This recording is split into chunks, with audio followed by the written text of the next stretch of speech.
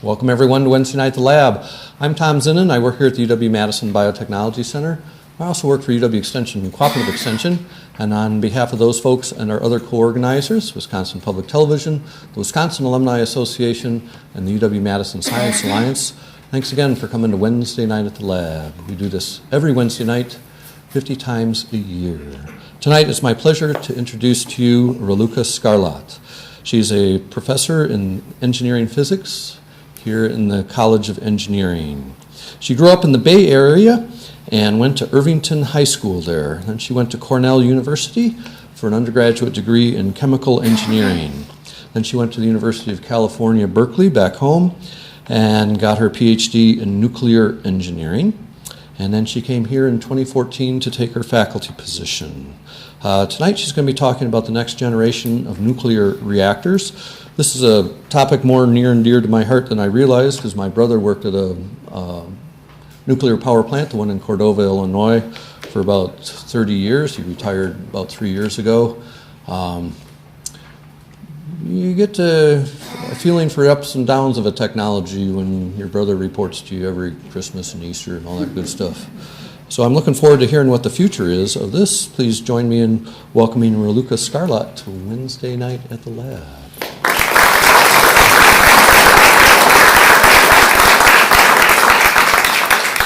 Thank you very much for the invitation and the introduction. So I find that when I meet up with friends or go to parties and people ask me, so what do you do? And I say, I'm a nuclear engineer. Then the conversation ends and nobody knows what to say. They look a little embarrassed and then they walk away. So I hope I hope that we can change that. I hope that nuclear engineering will become less of a polarizing topic. And so that's what I'll hope to do through my talk today, is to give a little bit of nuance to nuclear engineering so that the discourse can be a little bit more than about should we have nuclear, should we not have nuclear, but a little bit more about how and why. This parallels also a little bit my career path, in that I didn't start as a nuclear engineer, I started as a chemical engineer. And I really went to I worked in the petrochemicals industry, and I was really interested in energy and sustainable energy and clean energy. And I went to graduate school in nuclear engineering because I couldn't quite convince myself if nuclear energy was something to be explored or not. I couldn't find enough information that was convincing either way. And after graduate school, I stayed in this field for the same reason, because I felt like there are really some unanswered questions about how nuclear could be explored responsibly. And so that's my field of research and teaching today at the University of Wisconsin-Madison, is nuclear reactor safety and nuclear reactor design. And I'll talk to you about the motivation for why we should even consider nuclear, the current role of nuclear energy in global energy production. Then we'll talk about alchemy. And then there will be an intermission to talk about why can't nuclear grow. I'll talk about the next generation of nuclear technology, what the future might have in store for us. Molten salt technology is one of the future nuclear energy technologies that's being studied, that I study in my group. And then I'll talk about the work that I do in my research lab. So, part one, energy density. In 2010, there was a oil spill in the Gulf of Mexico, the Deepwater Horizon oil spill, that led to about 18 billion in fines. It spilled about 5 million barrels of oil. And it cost per capita about $60, and it spilled about 1/2 of a gallon of oil. That's equivalent to 1 day of US energy usage in one spill. And that I like to start with this image because it reminds us of the scale of energy consumption and the scale of the fuel required for the energy that we use. So if we take the energy of that is used in the US per day, and we look at how much nuclear fuel might be necessary, we end up with 6 barrels of equivalent uranium ore. So we're comparing 6 barrels of crude uranium ore to 5 million barrels of crude oil. So this difference in energy density of the fuel is the first reason that we should look towards nuclear as a possible source of energy, because it's so much more compact. We don't use the energy of the electrons that circle around the atom, we use the energy of the nucleus. And the nucleus is much more compact than the electrons that circle it. And the energy that's stored in the nucleus is much more than the energy that's stored in the electrons that surround it. So the other part of energy density has to do with the emissions, the waste that is produced. So how many kilograms of CO2 do we expire per day? Does anybody know? Yes? 4 or 5 kilograms. 4 or 5 kilograms. Does anybody want to take another guess? 10. 10 kilograms. So the CO2 that we expire comes from the food that we combust. As we eat the food, we burn it, and we release CO2. From the carbon matter that we eat, we inhale oxygen, and we release CO2. And we use that energy in our body. It's not unlike combustion or burning in a fire, except that it's slower and more controlled. So most of the food that we consume throughout the day comes out as the mass of CO2 that we expire. So if we eat on the order of 2 kilograms of food per day, we expire on the order of 2 kilograms of CO2 per day. So this should give us a scale for what do we mean by CO2 emissions. Now, how much CO2 do you think that we release per person in the US per day from all of the energy usages that we have in the US? So that includes transportation, it includes electricity, it includes the heat for industrial applications. So making furniture, making processed food, all of that takes energy, sometimes in the form of heat, sometimes in the form of electricity.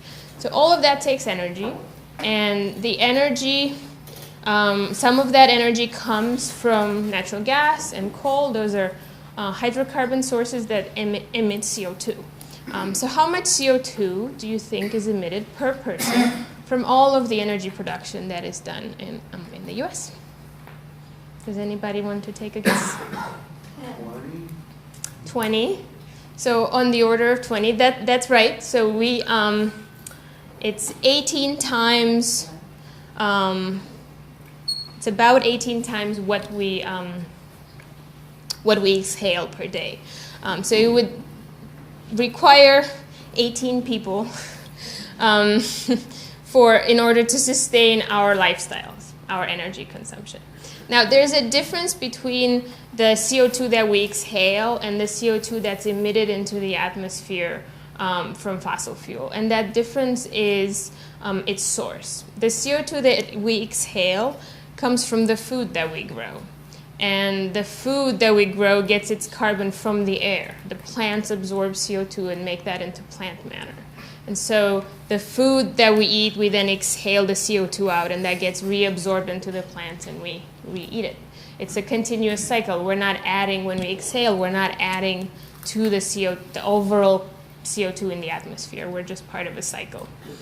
Whereas with fossil fuel, that cycle has been broken because a lot of plant matter was buried underground and became petroleum and natural gas. And now what we're doing by combusting that plant matter, that organic matter, is we're releasing it from underground into the atmosphere. So that's no longer a cycle. So we're adding to the CO2 that is in the atmosphere. We're using the atmosphere as our landfill, except in this case it's our air fill. So So then let's contrast that with the amount of ore that is necessary for nuclear energy production. One of the fuels for nuclear energy is uranium, not the only one, but one of them.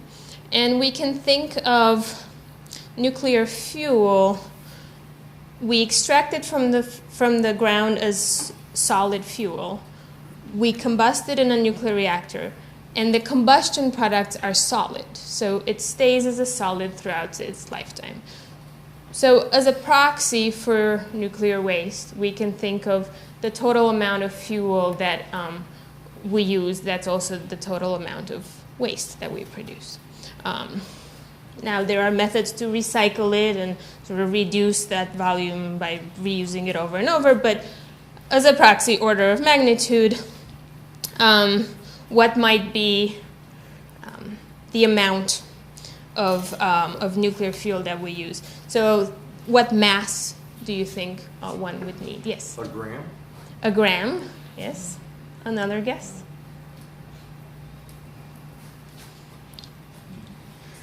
It's a little bit more than a gram. It's 56 grams. So it's about half the weight of your iPhone. And so now if we put these numbers in comparison on a per capita basis, so in our lifetimes, from fossil fuel, we would emit about 660 tons of CO2 per capita. And if we were to use nuclear energy instead, we would generate 6 kilograms of nuclear waste per capita. And I tried to find a picture that would be representative of 6 kilograms. And it turns out that a 4-month-old poodle weighs about 6 kilograms. So a 4-month-old poodle would be your lifetime solid waste generation for all of your energy needs to sustain our lifestyle, as compared to fossil fuel, where 660 tons is the weight of about 10,000 people. So that's the scale comparison. Another comparison I like to point out here is that in the case of fossil fuel, the landfill is really our atmosphere. So it's atmospheric waste that we don't manage or control. Whereas in the case of nuclear fuel, it is solid waste that we manage, that we manage safely. And so this is the motivation for learning more about nuclear power, for learning more about whether we can explore it responsibly and safely, and in a manner that in which the risks of this technology are far smaller than the benefits of the technology. So is nuclear energy already used today? It is. There are about 450 reactors around the world in 31 countries. United States, France, Japan, Russia, Korea, India, the UK, Canada are some of the countries that have the largest number of reactors. And then there's a large number of countries that have 1 or 2 reactors in their country. And what is also very important to know is that there are a large number of reactors planned and under construction around the world in countries that already have nuclear power, and also in countries that do not have nuclear power yet and are learning to develop this technology. So China, Russia, India being the top countries where reactors are being constructed and being planned. In the US, about 20% of electricity comes from nuclear power. We have about 100 nuclear reactors. And in the state of Wisconsin, about 15% of the power comes from the one nuclear power plant that we have in the state of Wisconsin. And what's interesting to note is when these reactors were built. This is a time flash of if you start in the Nite, in the top left corner, 1966, commercial reactors started being built. 1973, there were more in the Midwest and on the East Coast. 1985, there were a few more on the West Coast, and quite a lot more in the Midwest and on the East Coast. 2014 and 1985 begins to be a challenge of where's Waldo to figure out if there were any new plants being built. The map doesn't look very different between 2014 and 1985. There was a long gap in which nuclear was not very much of interest. And the main reason that nuclear was not of interest is that climate change was not a concern in 1985. And the cost of nuclear was not clearly competitive with fossil fuel. So natural gas was cheap and abundant, so was coal. Climate change was not a concern, so there really wasn't a strong impetus to work on nuclear energy. This is a print version of the map that I have on the screen. I'll pass this around. Each of the circles that you see is a 50-mile radius around each of our nuclear power plants around the United States. Point Beach is the plant in Wisconsin. Why is 50-mile relevant? Nuclear power plants operate in a way that does not release radioactivity in the environment, and they not only put a lot of thought into how to ensure that radioactivity is not released, but they also put a lot of thought into how to show that radioactivity is not released. So how to verify this assumption that power plants do not contaminate the land. And 50 miles is the radius on which there is food sampling done, and soil sampling and water sampling. And then what I also added to this map is the national parks. So it's interesting to see that some of the nuclear power plants are quite close to national parks. If you'd like to learn more about this map, the nuclearenergy.edu blogs is a site that I use for the courses that I teach, and you'll find more information about this map there. So the next topic that I'll talk about is alchemy. And why talk about alchemy? Well, alchemy is the change of any material into gold. And many chemists a long time ago worked on can we make gold using chemistry. And the answer was no, we cannot. But we can make gold using nuclear science. So commercial nuclear reactors make gold every day. And this is how they do it. They start with uranium, which is a rock. You'll find uranium in granite. Or thorium. That's another fuel that can be used. Thorium is co-mined with rare earths. Rare earths are used in electronics. So iPhones, computers, they all use rare earths. And thorium is a byproduct of mining rare earths, which is stored as a waste product at the moment, but it could also be used as nuclear fuel. So we started with a rock. We purify it, and then we put it in what we call a reactor, which is essentially a pressure cooker. It is actually literally a pressure cooker because it has water in it and it's pressurized. So you pressure cook some rock and you get gold and a lot of energy. How that works is that the thorium and uranium are very heavy nuclei, and we split them. And in splitting them, we produce gold and lead and pretty much the entire periodic table. We also produce a lot of energy from that splitting. And that energy we harvest as heat that goes into the steam that we produced in our pressure cookers. And that steam is then used to run steam turbines.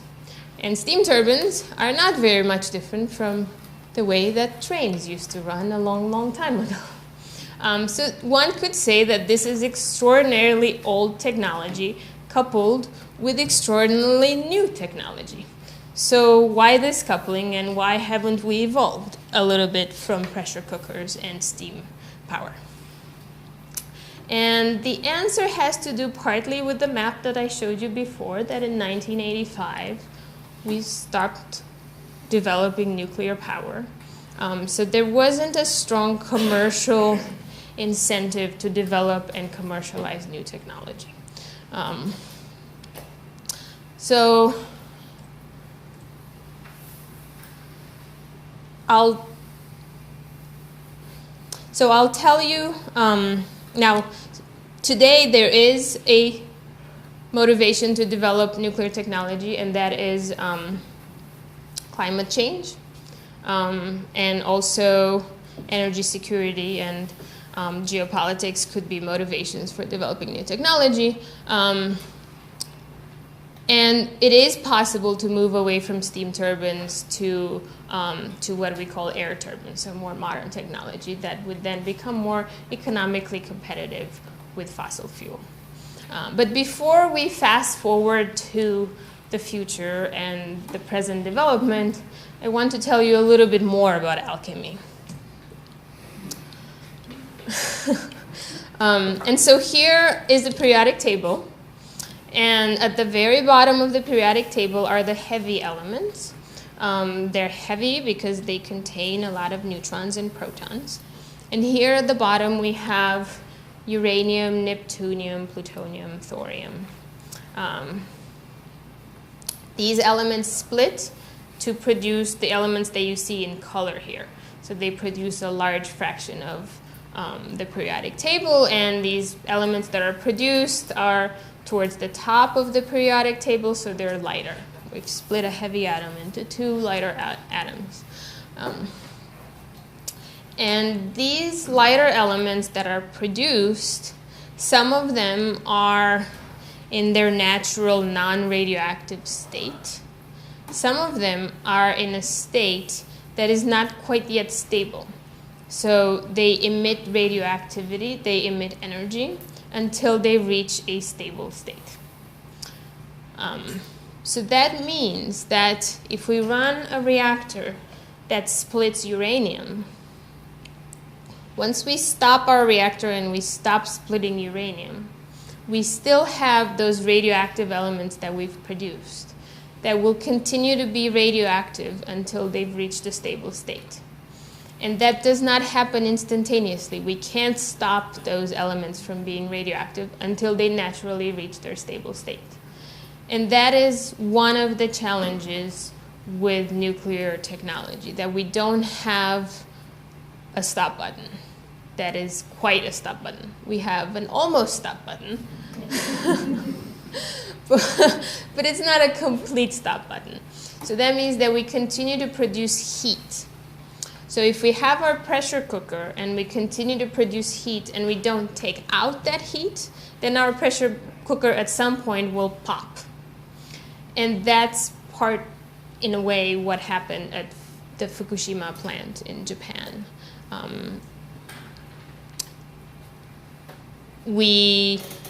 So the reactors shut down because there was an earthquake. Following the earthquake, there was a tsunami wave that flooded the plant. And as it flooded the plant, it flooded the electrical switchyards and the emergency generators, diesel generators. So the plant was without power, without means of any pumps. And if there were no more pumps at the site, that means that there was no way to pump water. And if there was no way to pump water, there was no way to cool the plants. So that energy that was continuing to come from the decay of radioactive elements in the core was building up in the reactor itself and overheating the system. And if we overheat the system, that means that we break our pressure cooker, we break our vessel, and whatever is inside begins to leak. And what's inside, it's those radioactive elements that we've produced from splitting uranium, and such as iodine and cesium. And if iodine is released into the environment, it is then absorbed into our bodies. And a radioactive element absorbed into our bodies will damage our DNA. And there are natural mechanisms of repairing our DNA, but if the rate of damage is higher than what our bodies can keep up with, then it can lead to disease. So, in order to prevent release of these radioactive elements into the environment, we have to ensure a means of cooling the reactor even after we've shut it down, so that we can remove that heat that's generated by the radioactive elements and safely contain them. Now, another challenge, and so to give you a sense of how leaky of a stop button the shutting down of the uranium reaction really is, this is a plot of the power level in percentage after the reactor has been shut down. So this is 1 second. And 6% of the power is being produced 1 second after we've shut down the reactor. And then if we go down to 2 hours, we're at 2%. If we go down to a day, we're at about 1%. And 1% from a 1 gigawatt plant is still a lot of power that one needs to remove. Now, another challenge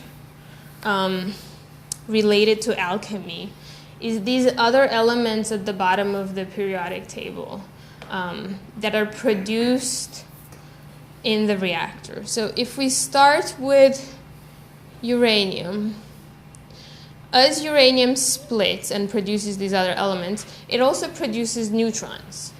And those neutrons can be absorbed in other uranium elements and that do not split quite yet.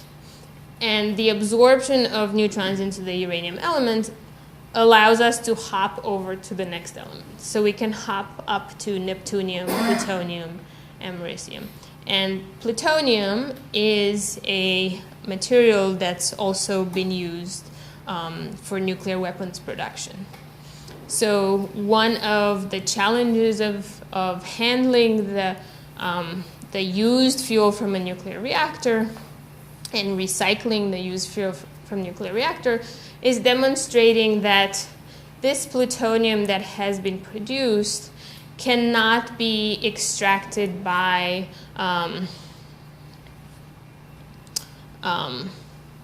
somebody with intentions that are not in the interest of the state to produce nuclear weapons. And I mentioned earlier that there are a large number of countries that are looking to build nuclear reactors that do not already have nuclear technology. And so the challenge for them in the international politics context is to demonstrate that they are going to use nuclear technology for peaceful uses, not for the development of nuclear weapons. And if one is building nuclear reactors and running nuclear reactors, then one is producing plutonium. And if one wants to recycle this fuel that we've used, then one could maybe extract the plutonium for non-peaceful purposes. But one could also not do that. And so the challenge of exporting nuclear technology is having in place the institutions, both international and national, to ensure that the application of nuclear technology is for peaceful purposes, not for weapons. So these are the two aspects of alchemy in nuclear reactors. We produce radioactive elements that we need to manage, both in terms of the fact that they produce heat and in terms of the fact that they produce radioactivity that can damage our bodies. And then there's this dimension of peaceful uses of nuclear technology, which we need to ensure and demonstrate. And the International Atomic Agency is an international agency whose role is to ensure that nuclear energy is used for peaceful purposes.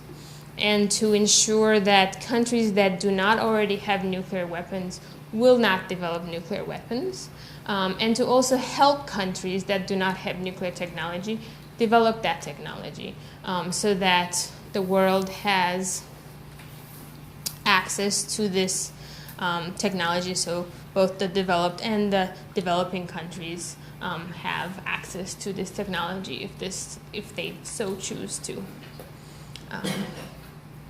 And the IAEA has two roles. One role is to help in the training and the training of new countries that wish to learn how to use this technology, and the deployment of this new technology to new countries. And then the other role is verification that the technology is being used for peaceful purposes. What is not within the IAEA's role is ensuring safety.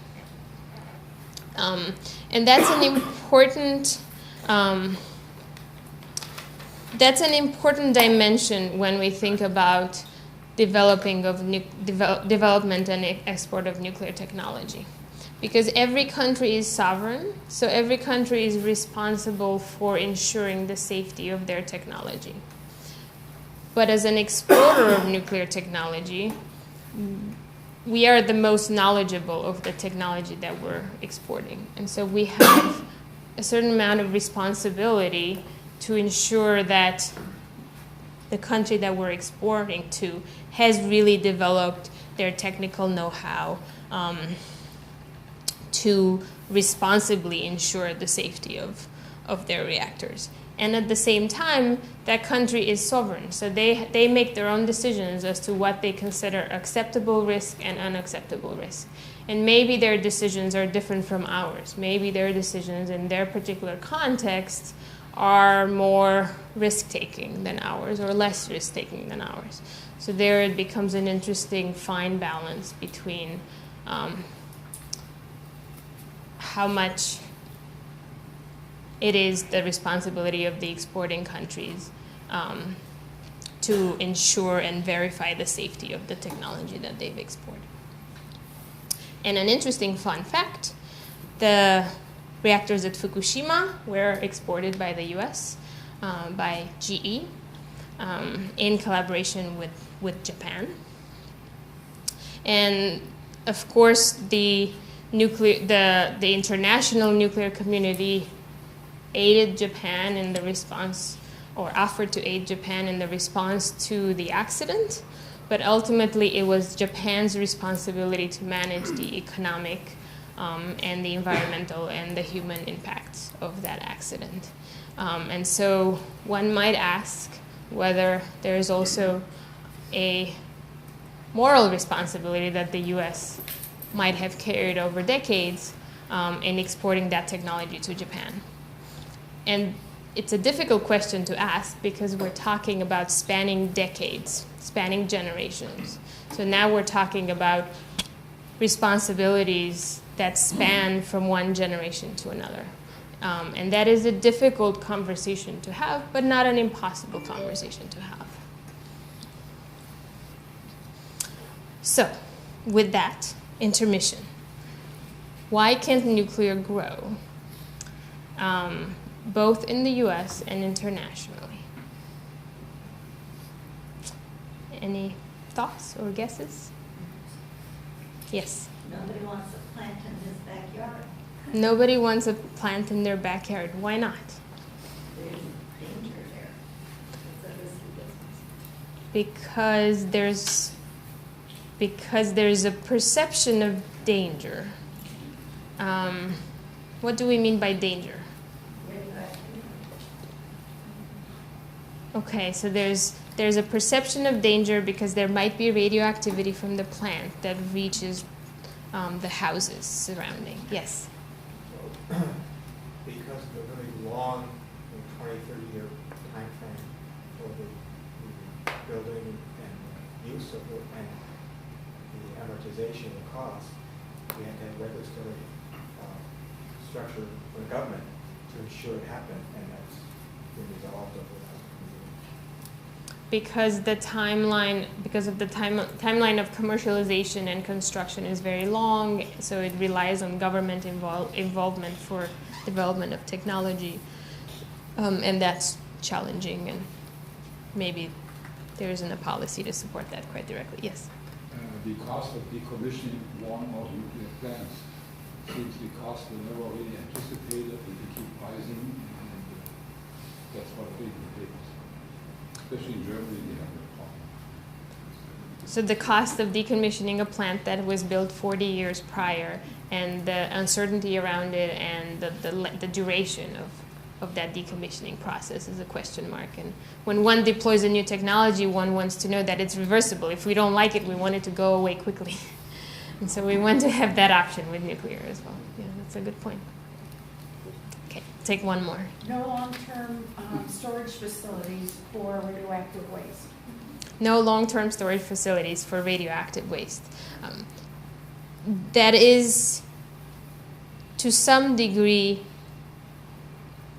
from a policy point of view, that is correct. From a technology point of view, that is not correct. So it's, I mentioned that the fuel can be recycled. If we choose to recycle spent fuel, it is not a good option to put our current used fuel in deep geologic repositories from which retrievability is expensive or impossible. If we choose to not recycle it, then disposing it in a deep geologic repository, either a large repository or a deep borehole system, is a choice that needs to be made. We do have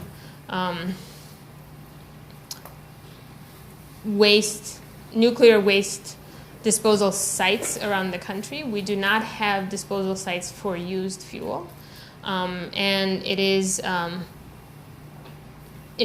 policy decision that the government needs to take. It is not a lack of a technological solution. And to give you a little bit more background into why this policy decision is challenging, the government took the responsibility to manage the spent fuel from the industry. So when the industry was developing, the government said, we will help you in your development. So we will take the responsibility of managing your used fuel if you pay us a tax.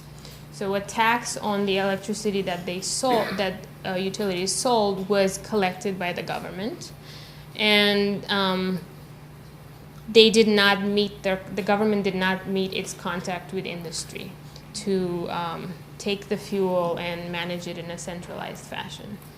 And now the tax is no longer levied. There is still a large fund of over $10 billion that the government has for the management of the used fuel. And now it's a matter of setting up the institutions that can manage that fund and making policy decisions that enable the usage of that fund. And there's an interesting report called the Blue Ribbon Commission on the future of nuclear fuel in the United States, if you're interested in reading more about the policy decisions behind managing spent fuel. There are also what we call interim storage facilities that are in the process of being licensed in the United States. And this is a relatively new development. And what we mean by an interim storage facility is a centralized facility that collects the used fuel from all of the sites throughout the United States. And then from there, the fuel can be taken for a longer-term usage or for recycling. And I do need to explain what is meant by longer-term usage.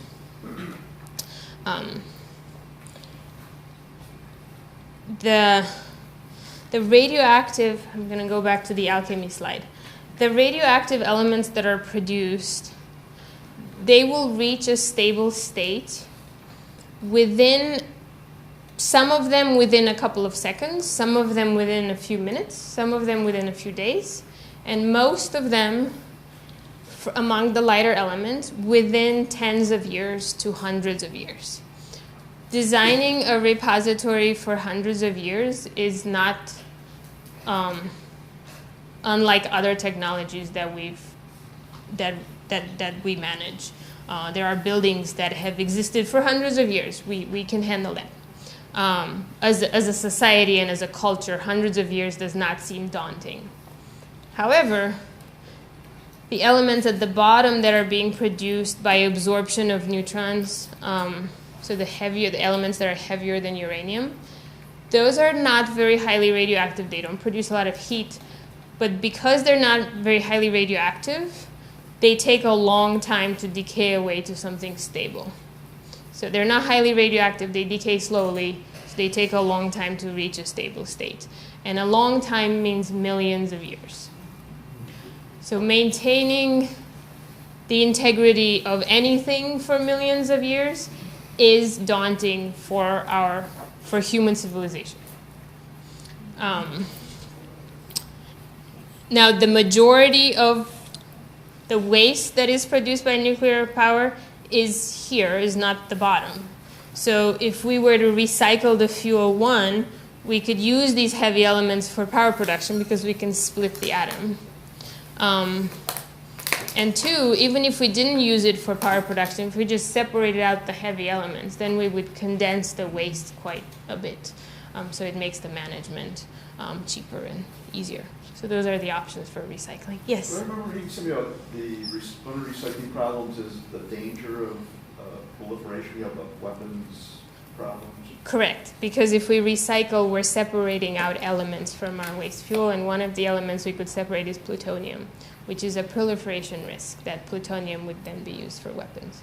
So it's a complex, there are many dimensions to managing this technology. It's not good nor bad, there are many layers to it. There are also many technological fixes. So the question is, can we find the combination of institutions and technology to ensure that nuclear power is responsibly explored? Because it doesn't just take the technology, it also takes the institutions that oversee that the right technology is being used in the right way. And that's, in a way, unique to nuclear technology, that we can't just think of technological fixes. We have to think of technology in the context of institutions. Yes? So you already just described part of it, but just so I fully understand, so when you use the phrase recycling the waste, are you talking about just the heavy elements?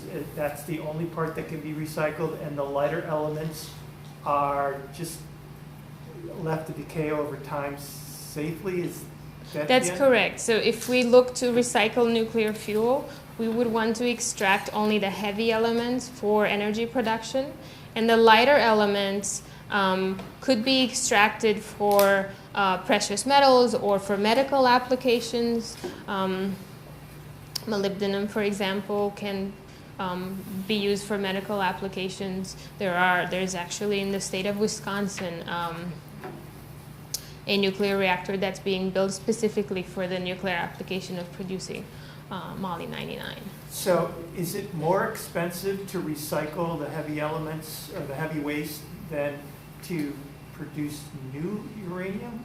Or why isn't, if the heavy elements can be reused, and let's set aside the terrorist aspect, it sounds like we can reuse it and continue to burn off that radioactivity to generate energy.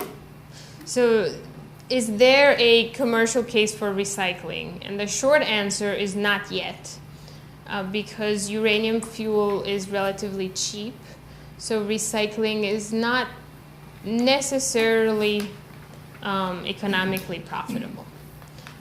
But as the cost of energy fluctuates and the cost of uranium fuel fluctuates, we may get to a point where it is economically profitable to recycle some of the waste. And I mentioned the price of energy in the equation because takes energy to produce fuel. So a big part of the cost of nuclear fuel is energy. It's not just the uranium ore that costs. But there's another dimension. There's another dimension to the cost of the recycling technology, and that has to do with the roadblocks to innovation in the nuclear field. Why aren't we innovating faster? Why aren't we cycling through technology faster?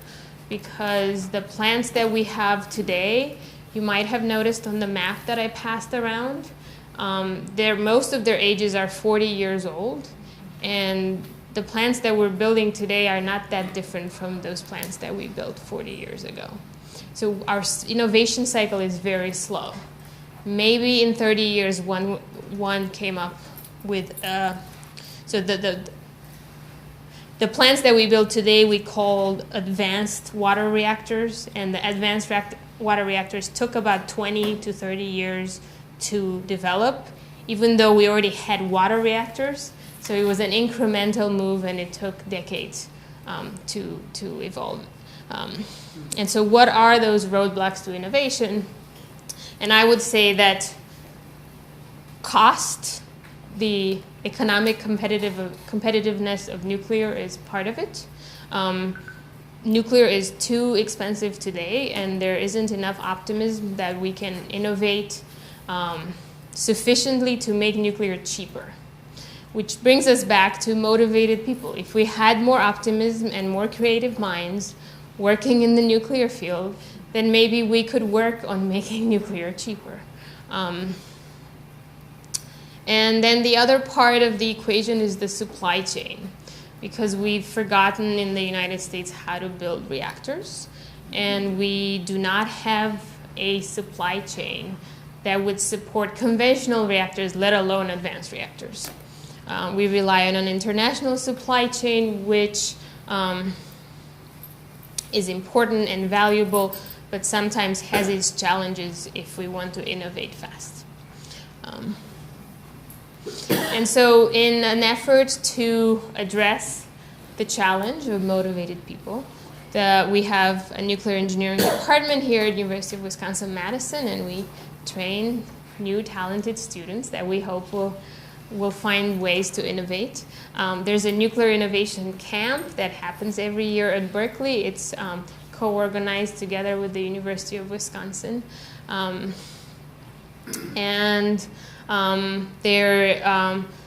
There's a lot of research that we do at the University of Wisconsin-Madison on advanced nuclear energy technology and on finding better ways to innovate faster in nuclear.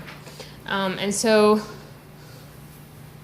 one way to innovate in nuclear is to think of, can we go away from the pressure cooker and the steam engine? So that means going away from water as a coolant. So what can we go to? What can we move to from water? We can look at gas. Helium as a coolant. We can look at salt, so table salt, sodium chloride or fluoride salts like the potassium fluoride that's in your toothpaste. Those are salts that are solids at room temperature, but if you heat them up, they become liquid and they can be used as coolants. We can look at supercritical water, sodium, so liquid metal reactors. We can look at many coolants that could in essence bring us to higher temperatures for nuclear reactor operations, because water-cooled reactors go up to about 300 degrees Celsius, which isn't very much higher than your oven at home. It's relatively cool for power production. And we don't yet have the technology to operate water-cooled systems at high temperature. And high temperature brings us the ability to operate advanced turbines like gas turbines that are used in gas combustion, which have higher efficiency, and the higher efficiency translates in a better economic case. And so all of these, a lot of these technologies would move us towards higher temperatures and higher efficiencies and a better economic case. So I'll talk about one of these options for advanced reactors, and that's molten salt technology. There's quite a number of startup companies that are looking to commercialize molten salt reactors, both in the US and the UK and Canada and across the world. And the reason that they're of interest to the startup companies is that they can operate at high temperatures, they can operate gas turbines can operate in baseline, but also they can co-fire with natural gas for power peaking, which then makes the economic case much more competitive for nuclear and also opens a new market. It opens the power peaking market for nuclear. And so there's quite a bit of effort to develop molten salt reactors. Molten salt reactors in the longer term can also be used for online recycling of the fuel, so it minimizes the waste and potentially also improves the economics. And then in our research group, we work on understanding the behavior of molten salts, their behavior of coolants, and their behavior of solvents for the uranium fuel. So these are some pictures from the research that we do. What you see here is liquid salt that we've melted on a Bunsen burner. And in it are pebbles of graphite that are floating. And this is a reactor concept. We could put small particles of uranium in a graphite sphere. These graphite spheres could float on molten salt. The molten salt behaves as a coolant, and it transports heat to a gas turbine, and the gas turbine would be an air-breathing turbine, so an open cycle turbine that breathes in air and releases warm air and produces electricity. And what is interesting about this reactor concept is that the salt does not boil, so you can't have a pressure cooker. It's actually an open pot that you run. So that means that not having a high pressure system takes away the risk of having a pressurized system that can disperse radioactivity into the environment. So even if there's a break in one of the containment systems, there is no source of pressure that could disperse the radioactivity. The radioactivity can more easily be contained. And that has some advantages in terms of demonstrating safety. It also has some advantages in terms of economics, because building an open pot is much cheaper than building a pressure vessel. And so we do a lot of research in my group on the behavior of graphite in molten salt and on the behaviors of molten salt. We try to understand what do we mean by pH in molten salt and how does that affect the degradation of materials that come in contact with it. We try to understand how viscous it is. What is the viscosity? What is the density? These are all unknowns because it's a new fluid that we're working with. This is our group, our current group of students from UW working on molten salt research. And I want to point out that there are students from many fields: chemical engineering, material science, physics, nuclear engineering, mechanical engineering, physics, chemistry. It takes quite a diversity of fields to tackle questions in nuclear engineering. And this is a picture taken in our laboratory with what we call a glove box. It's a box with gloves. And the box is sealed, so there's no air inside. It's an inert atmosphere, and that allows us to maintain the purity of the salts and study them in an environment similar to what they would be like in a reactor. And so with that, I'll end with a question to the audience, which is, would you help nuclear grow? And how would you help nuclear grow? And then with that, I'll take questions.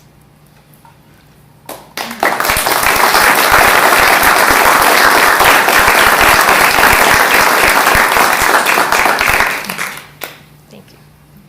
Yes? Why is there interest in thorium reactors? Why is there interest in thorium reactors?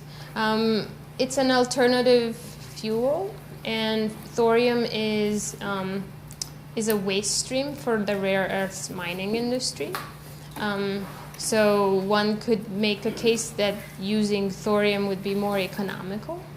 There are some countries that have high abundance of thorium, such as India. So they have higher abundance of thorium than of uranium. So for them, it makes more sense to use their natural resources than to import resources.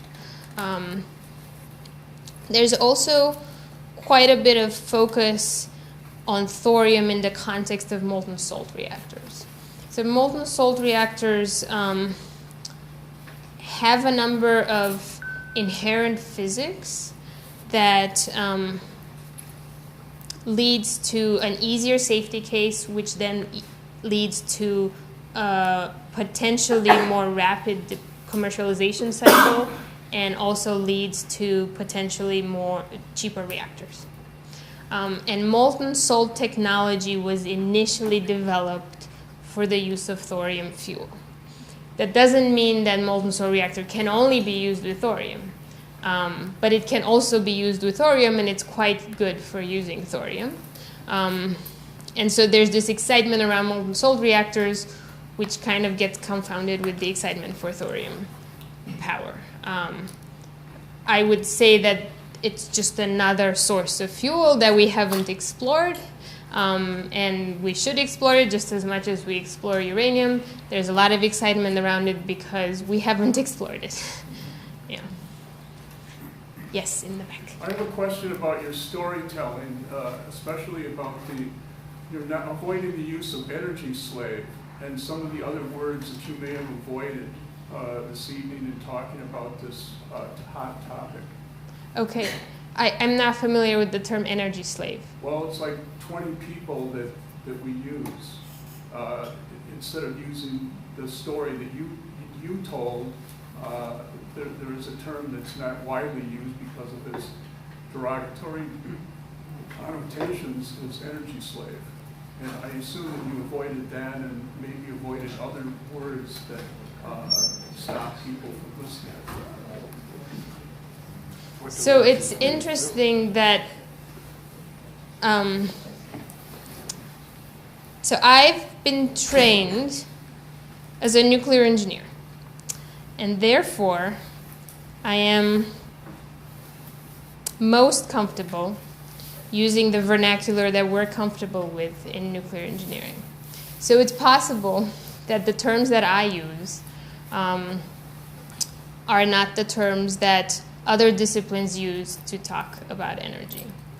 And it's also possible that the language that we use leads to the polarized dialogue that we have in the US around nuclear.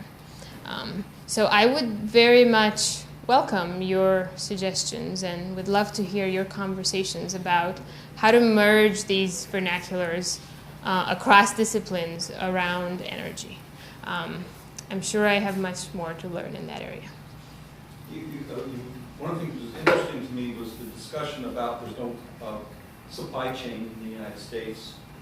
And my guess is when you showed the growth of power plants in other countries, the top three, India, China, etc. Right. Does that imply one? The question I have is two parts. One is, are their research more advanced than the United States now? And do they have that supply chain and the technology and the people trained in order to put nuclear energy into production in those countries, or they're just plans and they really don't have the infrastructure yet to do so? So the question was, do other countries have the supply chain and the infrastructure and the know-how and the up-to-date research much more than the U.S. does? And I think that U.S. continues to be at the forefront of research in nuclear energy. Other countries have more pieces of the supply chain than we have. And China is definitely building a lot more power plants of a lot more different kinds than we are. They are on a steep learning curve, but they are certainly on the learning curve.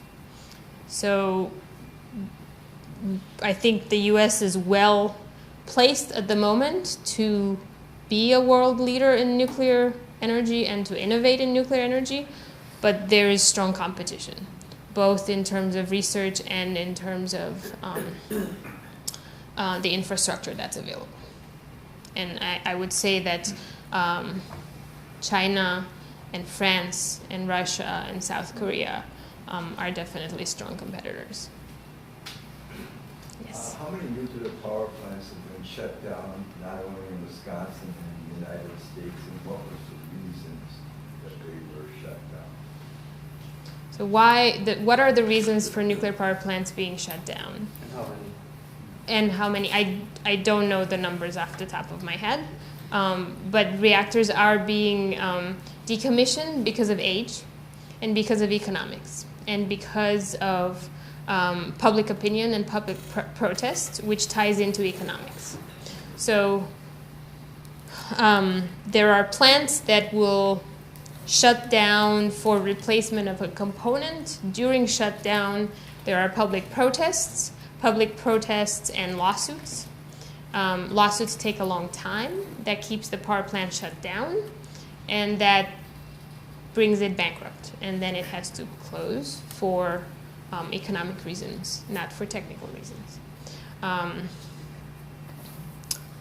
The power plants also shut down on age. A lot of our fleet is aging. The lifetime of a plant is initially licensed for 40 years. The license can be extended to 60 years, and some argue to 80 years. And there's an economic balance between, do we invest in extending the lifetime of the aging plant, or do we invest in developing a new generation of technology? And there's a fine balance there because of the timing and because of the uncertainty around the timing. Can we know for sure that in 10 years we'll build one of these molten salt reactors? There's an uncertainty there. Can we know for sure that we can extend the lifetime of the existing reactors? There's an uncertainty there as well.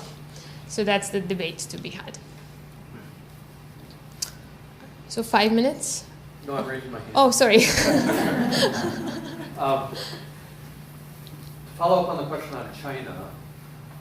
Is China exporting, as part of their foreign aid Silk Road plan, nuclear power plants to other countries? China is importing technology at the moment. They are importing from all available exporters. So they are building French reactors and American reactors and Chinese reactors, and they're learning, and with the goal of developing their own technology and exporting their own technology. So one of the technologies that they'll likely export is an adaptation of a U.S. reactor to which they've bought the technology rights to and evolved, and will likely build in their own country and then export.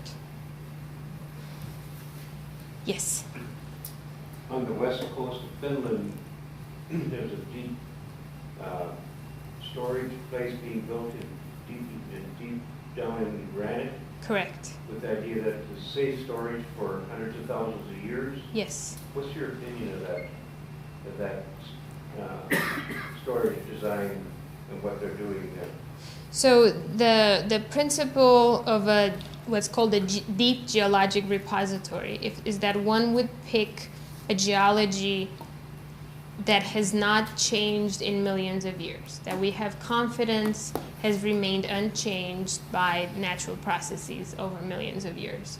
And then we would drill tunnels into that geology, encase the used fuel, close the tunnels,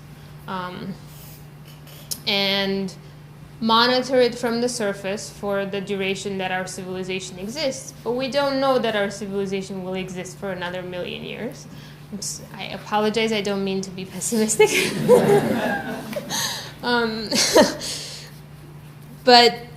But there's this uncertainty around, will the same civilization be around to monitor this technology? And so because of that uncertainty, we've decided to choose nature. So we've decided to choose a geology that nature has ensured doesn't change over millions of years. So can we really absolutely be confident that we know how geology evolves over the next 1,000,000 years? High confidence. No room for error? Probably not. But in the balance of risks, maybe it's a good choice. I don't want to take sides. I think that the work that's being done there, their due diligence is being taken. It's responsibly done. How society chooses to employ that technology, I don't think it's in the realm of a technologist to make that decision. Yes? Many of the Navy's larger ships are nuclear powered. Do you know if those power plants are the same technology that was developed yes. decades ago? It's exactly the same technology. In fact, the first application of nuclear reactors, so a little bit of history. The United States started developing nuclear weapons because they were afraid that Hitler would develop nuclear weapons. And there were a number of young physicists who had come up with theories that we can split the atom, but nobody had ever done it. And splitting the atom meant a really compact source of energy that could be loaded on a weapon, and then you would have a really compact, extremely powerful weapon that nobody had ever devised before. And this came purely out of mathematical calculations. Nobody had experienced this before. And in the race to develop nuclear weapons before Germany, the US set up this entire program to produce plutonium and highly enriched uranium before this reaction was ever demonstrated or observed experimentally. So across the country, in Idaho and Oak Ridge and Los Alamos, we started building large-scale manufacturing plants, towns, to produce plutonium in the event that this theoretical idea of physicists might come true. And in the middle of this development, Enrico Fermi, just outside of Chicago, did prove that the nuclear reaction was possible, and eventually the nuclear reaction was initially used for weapons. So this is a somewhat controlled, extremely powerful reaction. Now, going from an explosion to a nuclear reactor is another step. You want to go from an explosion to a controlled release of energy. So after we had the nuclear weapons, then or kind of at the same time, we were also running reactors to produce plutonium that would then be used as a fuel in weapons. So we were running reactors on uranium that would produce plutonium. We would extract the plutonium and put it in nuclear weapons. And so those reactors that we were using to produce plutonium were modified to run submarines. And then those submarine reactors were modified to produce commercial power, which is what we operate today. So there was a decision back in the 50s, 60s, of what kind of reactor do we build commercially, and it was the same decision that we have today. Today, we're looking at sodium coolants and salt coolants and gas coolants, and the decision today will be made based on economic competitiveness. The decision back then was made based on, we can't develop more than one, so let's pick one. And we've already worked with water for plutonium production, so seems like the right thing to go with right now because that's what we know. A lot more research has been done since then, so the decision and the know-how is a little different today, but ultimately it'll boil down to economics and which one can be more economically competitive.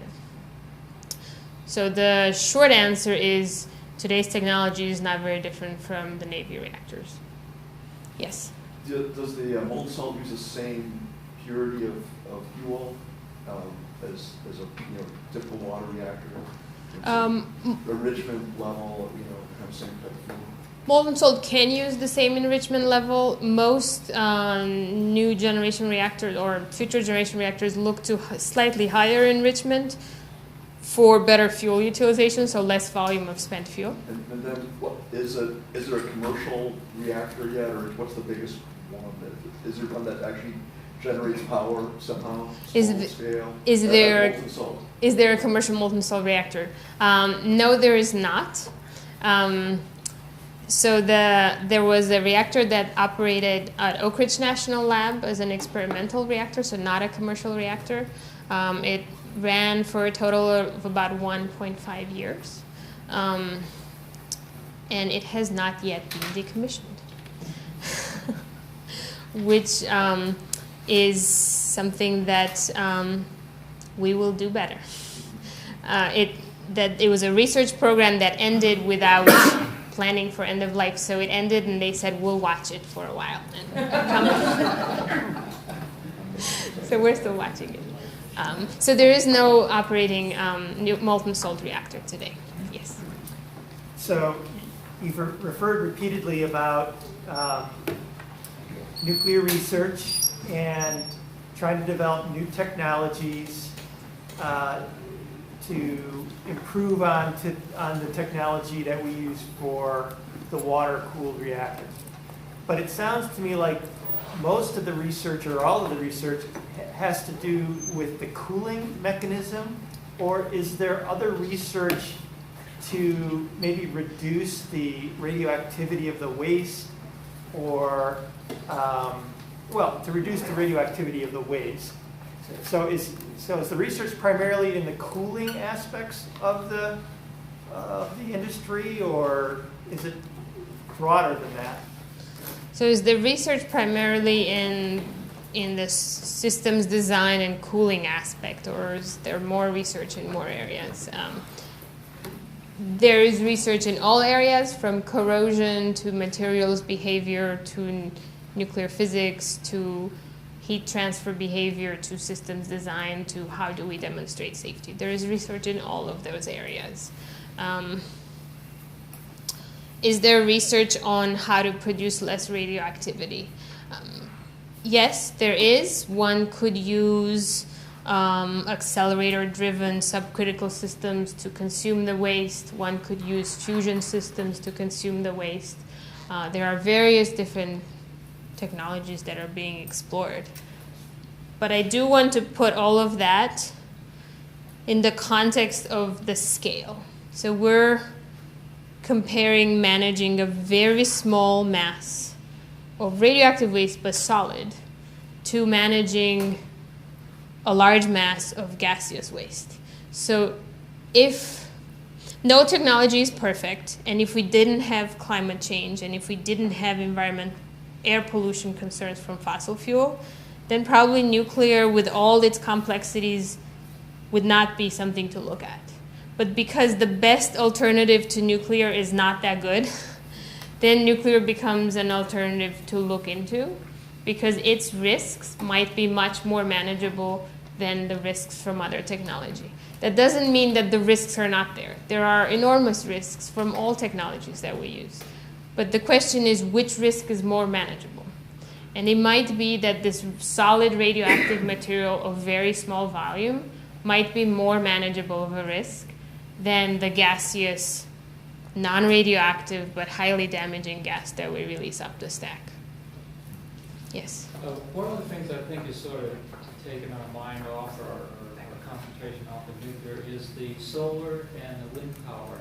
I know they're not like a fixed base generating plant, but the fact that they don't produce the pollution that natural gas does, or coal, you can sort of substitute some of their power that they generate and for what you might do with nuclear.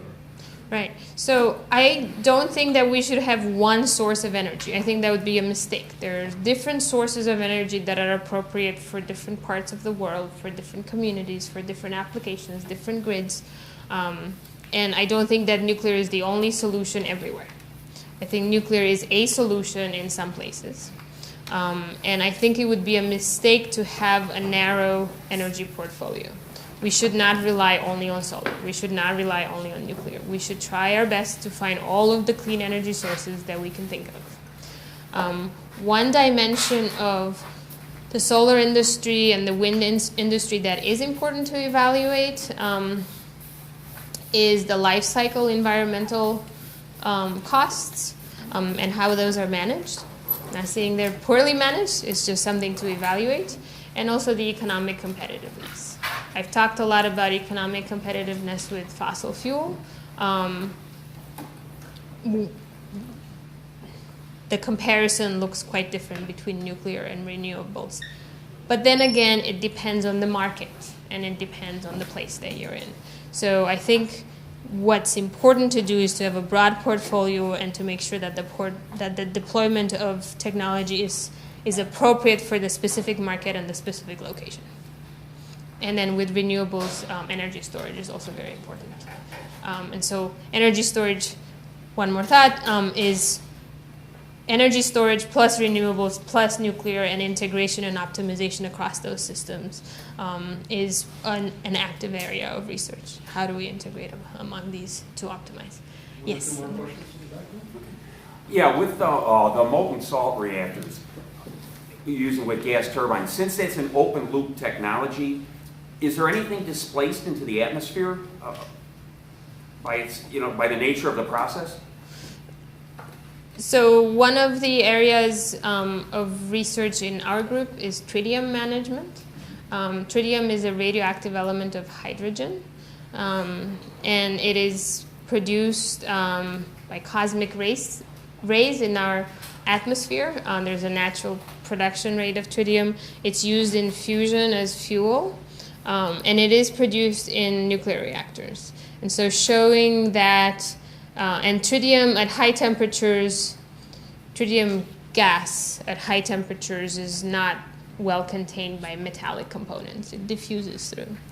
And so one of the areas of research in our group is demonstrating that we know how to manage that tritium that is produced and that it does stay contained. So yes, there is a risk of tritium release. The question is, can we demonstrate that it can be responsibly managed? One more? I think there was a question here. No, sorry. Oh, sorry. Okay. So in researching new technologies, I imagine that there's the private sector, there is the government sector, probably I'm guessing the Department of Energy, although I don't know that, and then there are universities. And there may be others that I don't know, but which of those three are the most active in the research, or who's getting the most funding to be able to carry out the research of those three? Is it the private sector? The majority of the research funding in the last 2 decades has been at the national lab level. There is an active funding program for universities that has been growing in the more recent history.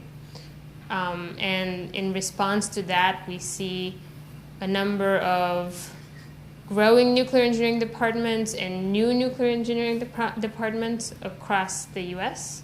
For a while, we had seen a lot of nuclear engineering departments being closed, and now we're seeing the number growing. So that's a sign that the source of funding is growing at the university level.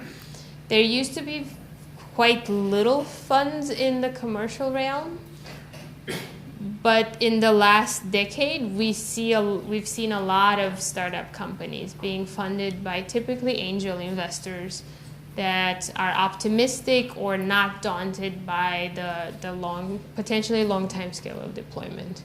So Bill Gates, for example, funds one of the molten salt startup companies.